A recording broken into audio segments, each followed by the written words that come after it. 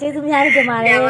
ဆရာမတအားချစ်လို့အားပေးနေတာဟုတ်ကဲ့ပါကျေးဇူးများတင်ပါတယ်ညီမလေးကဟိုဘယ်မျိုးอ่ะညီမလေးကမိုးညင်းကပါရှင်အော်မိုးညင်းကဟုတ်ကဲ့အမေကဘာဖြစ်တာလဲ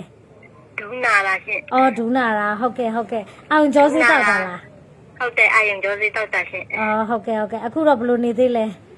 အခုကတစ်ထုံနှစ်ထုံကုန်တော့ဒူးနာတာတော်တော်ကြီးတက်တာပါရှင်အော်ဟုတ်ကဲ့ပါကျေးဇူးများတင်ပါတယ်အခုလိုလေးပြပြပြီလို့ကျေးဇူးများတင်တယ်နော်ညီမလေးဟုတ်ဒူးနာတာတော်တော်ကြာသွားပြီအင်္ဂလိပ်ဆေးလည်းတောက်တယ်ဟုတ်ကဲ့မတက်တာဘူးပေါ့နော်ဟုတ်ကဲ့ရှင်ဟုတ်ကဲ့တေချာဆေးကနေတော့ပြပြီးတော့သူကအင်္ဂလိပ်ဆေးနဲ့မတည့်တော့သူကပိတ်မဲဖြစ်သွား